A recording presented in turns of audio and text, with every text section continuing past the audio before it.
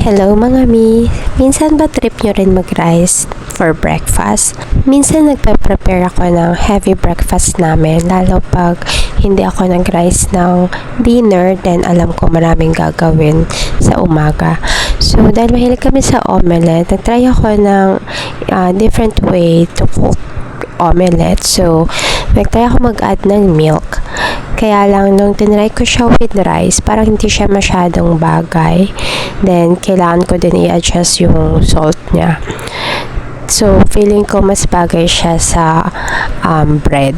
Then, niluto ko na rin yung natirang sitaw sa fridge kasi masisira lang, sayang naman. And then, for the kids, nag-add ako ng ham.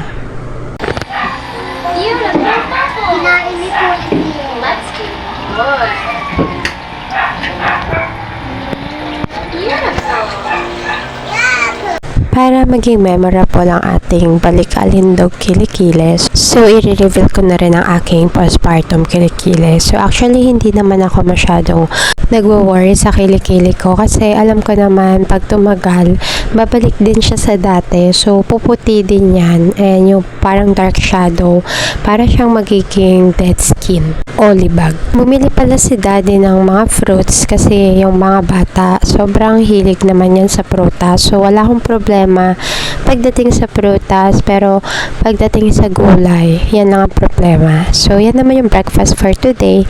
And for lunch, magluluto ako ng fritadang manok para maiba naman. And dahil maaga pa, i-marinate ko muna yung chicken.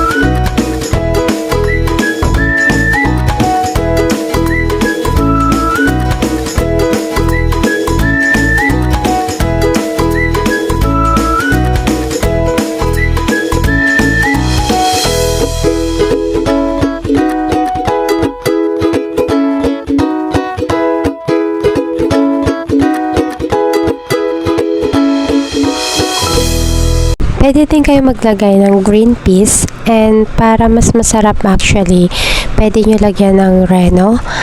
Kaya lang, tipid version lang to. Tsaka kung ano lang yung available na ingredients, yun lang yung nilalagay ko.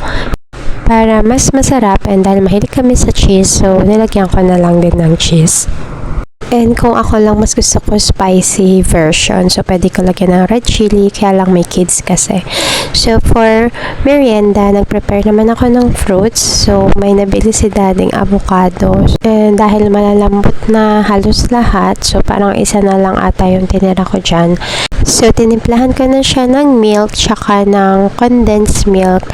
And then, dinurog-durog ko lang siya kasi gusto ng mga bata is yung parang masabaw or magatas. Then, ipalalamigin ko lang yan. So, nilagay ko lang sa fridge. Then, para sa fruits ng mga bata, hiniwaan ko sila ng dragon fruits. So, currently, yan yung isa sa favorite nila. And then, meron lang ding orange at nag-prepare lang din ako ng bread. Alam niyo mga napansin ko, iba talaga yung magkakaroon kayo ng routine ng kids kasi mula nung sinanay ko sila mag-merienda ng fruits, actually hinahanap na nila. So, every merienda, nagtatanong na sila sa akin kung magpa-prepare ako ng fruits.